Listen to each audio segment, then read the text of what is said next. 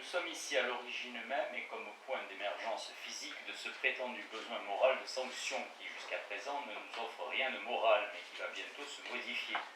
Supposons qu'un homme, au lieu d'être lui-même l'objet d'une attaque, en soit le simple spectateur et qu'il voit l'agresseur vigoureusement repoussé. Il ne pourra pas manquer d'applaudir car il se mettra par la pensée à la place de celui qui se défend et comme l'a montré l'école anglaise, il sympathisera avec lui. Chaque coup donné à l'agresseur lui apparaîtra ainsi comme une juste compensation, une revanche légitime, une sanction. Pourquoi se mettra-t-il à la place de celui qui se défend et non de l'autre? Pour plusieurs raisons qui n'impliquent pas encore le sentiment de justice qu'il s'agit d'expliquer. Premièrement, parce que l'homme attaqué est surpris et toujours dans une situation inférieure, propre à exciter l'intérêt et la pitié. Quand nous sommes témoins d'une lutte, ne prenons-nous pas toujours parti pour le plus faible, même sans savoir si c'est lui qui a raison. Deuxièmement, la situation de l'agresseur est antisociale, contraire à la sécurité mutuelle que comporte toute association. Et comme nous faisons toujours partie d'une société quelconque, nous sympathisons davantage avec celui des deux adversaires qui est dans la situation la plus semblable à la nôtre, la plus sociale. Mais supposons que la société dont un homme fait partie ne soit pas la grande association humaine et se trouve être, par exemple, une association de voleurs. Alors il se produira dans sa conscience des faits assez étranges. Il approuvera un voleur se défendant contre un autre voleur et le châtiant. Mais il n'approuvera pas un gendarme se défendant contre un voleur au nom de la grande société. Il éprouvera une répugnance invincible à se mettre à la place du gendarme et à sympathiser avec lui, ce qui faussera ses jugements moraux. C'est ainsi que les gens du peuple prennent parti dans toute bagarre contre la police, sans même s'informer de quoi il s'agit. Qu'à l'étranger, nous serions portés à prendre parti pour les Français, etc. La conscience est remplie de phénomènes de ce genre, complexes au point de sembler sans se contredire, et qui cependant rentrent sous une loi unique. La sanction est essentiellement la conclusion d'une lutte à laquelle nous assistons comme spectateurs, et où nous prenons parti pour l'un ou l'autre des adversaires. Est-on gendarme ou citoyen régulier? On approuvera les menottes, la prison, au besoin la potence. Est-on voleur ou lazzarone ou simplement parfois homme du peuple?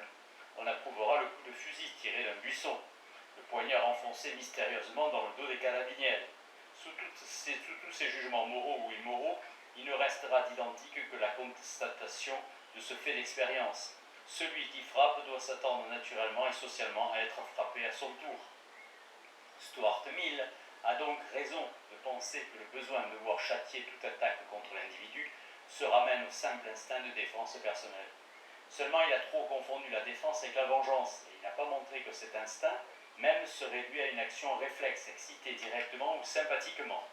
Lorsque cette action réflexe est excitée par sympathie, elle semble revêtir un caractère moral en prenant un caractère désintéressé. Ce que nous appelons la sanction pénale n'est donc au fond qu'une défense exercée par des individus, à la place desquels nous pouvons nous transporter en esprit contre d'autres, à la place desquels nous ne voulons pas nous mettre. Le besoin physique et social de sanction a un double aspect. Puisque la sanction est tantôt châtiment, tantôt récompense, si la récompense nous paraît aussi naturelle que la peine, c'est qu'elle a elle aussi son origine dans une action réflexe, dans un primitif instinct de la vie. Toute caresse appelle et attend une autre caresse en réponse. Tout témoignage de bienveillance provoque chez autrui un témoignage semblable. Cela est vrai du haut en bas de l'échelle animale.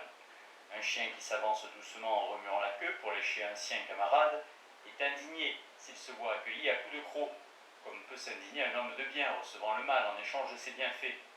Étendez par la sympathie et généralisez cette impression d'abord toute personnelle. Vous en viendrez à formuler ce jugement. Il est naturel que tout être qui travaille au bonheur de ses semblables reçoive lui-même en échange les moyens d'être heureux. Nous considérons comme solidaires les uns des autres, nous nous sentons engagés dans une sorte de dette à l'égard de tout bienfaiteur de la société. Au déterminisme naturel qui lie le bienfait au bienfait, s'ajoute ainsi un sentiment de sympathie et même de reconnaissance à l'égard du bienfaiteur. Or, en vertu d'une illusion inévitable, le bonheur nous paraît toujours plus mérité par ses envers que nous éprouvons de la sympathie.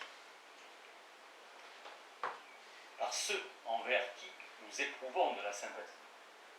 Quelque pessimiste niera-t-il cet instinct naturel de gratitude et nous objectera-t-il qu'au contraire l'homme est naturellement ingrat? Rien de plus inexact, il est oublieux, voilà tout. Les enfants, les animaux le sont encore plus. Il y a une grande différence entre ces deux choses, et l'instinct de la gratitude existe chez tous ces êtres. et subsiste tant que dure, vif et intact le souvenir du bienfait. Mais ce souvenir s'altère très rapidement. Des instincts bien plus forts comme l'intérêt personnel, l'orgueil, etc. le combattent. C'est pour cela que quand nous nous mettons à la place d'autrui, nous sommes si choqués de ne pas avoir une bonne action récompensée, tandis que nous éprouvons souvent si peu de remords en oubliant nous-mêmes de répondre à un bienfait.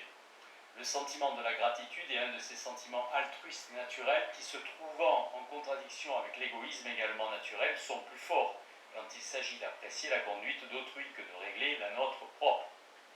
Après cette genèse rapide des sentiments qu'excite chez l'homme la punition des méchants ou la récompense des bons, on comprendra comment s'est formée la notion d'une justice distributive inflexible, proportionnant le bien au mal au mal.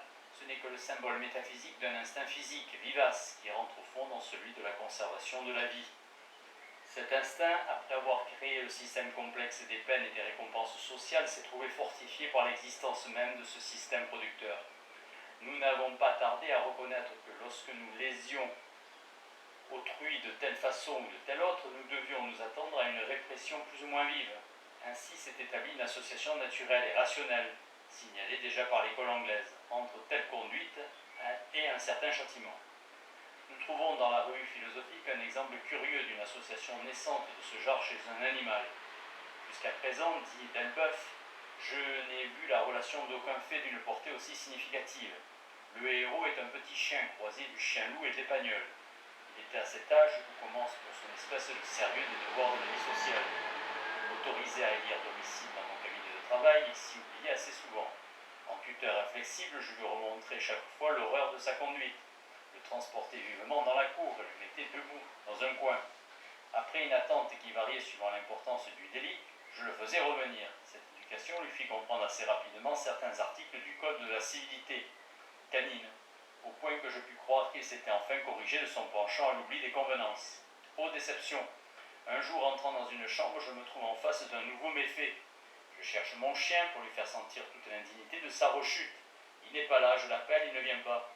Je descends à la cour, il y était debout dans le coin, les pattes de devant tombant piteusement sur sa poitrine, l'air contrit, honteux et repentant.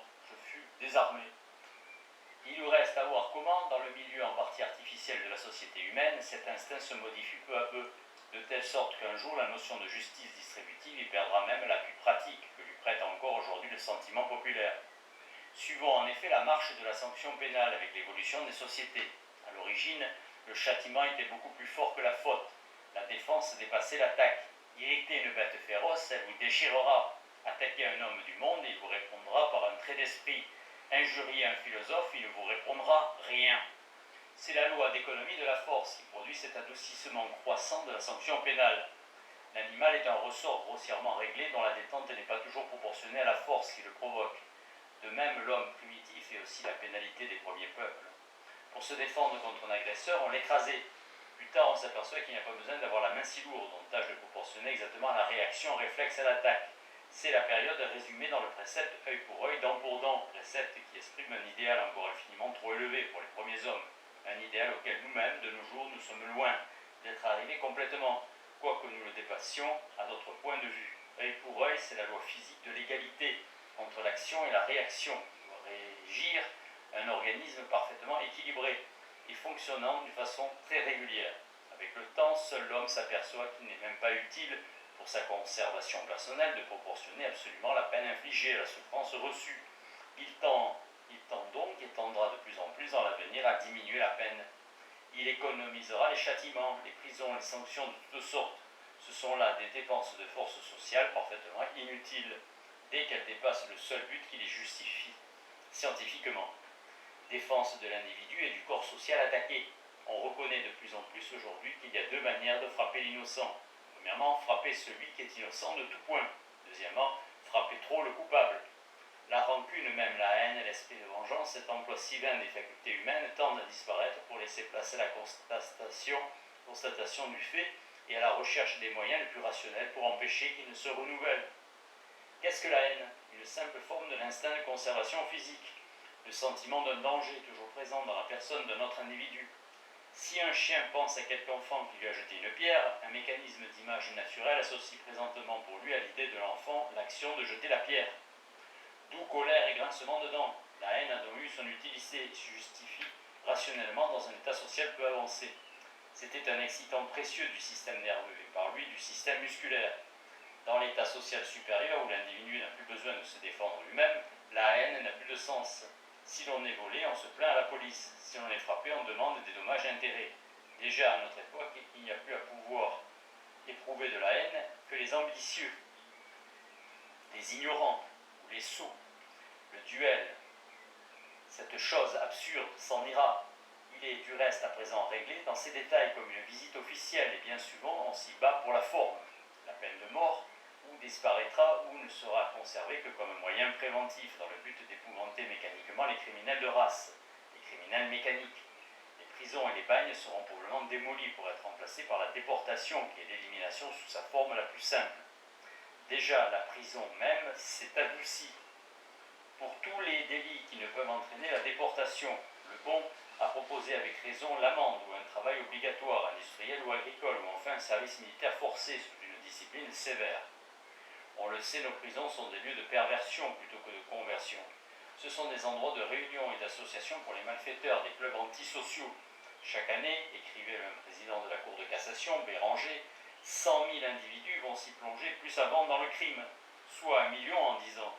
De là l'augmentation considérable des récidives. Cette augmentation est en moyenne de plus de 2000 par an.